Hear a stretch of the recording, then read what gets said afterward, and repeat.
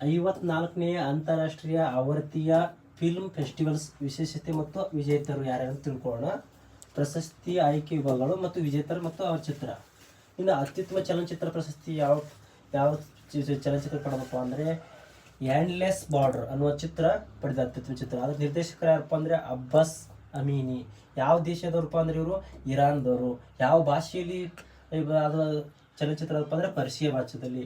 ಇನ್ನು ಅತ್ಯುತ್ತಮ ನಿರ್ದೇಶಕ ಪ್ರಶಸ್ತಿ ಯಾವಪ್ಪ ಅಂದರೆ ಸ್ಟೀಫನ್ ಕೊಮಾಂಡರ್ ರೇವ್. ಇದು ದೇಶ ಯಾವಪ್ಪ ಅಂದರೆ ಯಾವ ದೇಶದವರಪ್ಪ ಅಂದರೆ ಬಲ್ಗೇರಿಯಾ. ಈ ಚಿತ್ರ ಯಾವಪ್ಪ ಅಂದರೆ ಬ್ಲಾಗಾಸ್ ಲೆಸನ್ಸ್.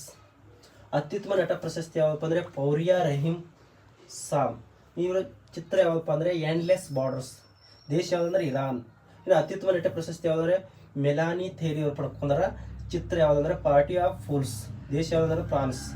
ವಿಶೇಷತೆ ತೀರ್ಪುಗಾರ ಪ್ರಶಸ್ತಿ ಯಾರಿಗೆ ಸಿಕ್ಕಂದ್ರೆ ಚಿತ್ರ ಕಾಂತಾರ.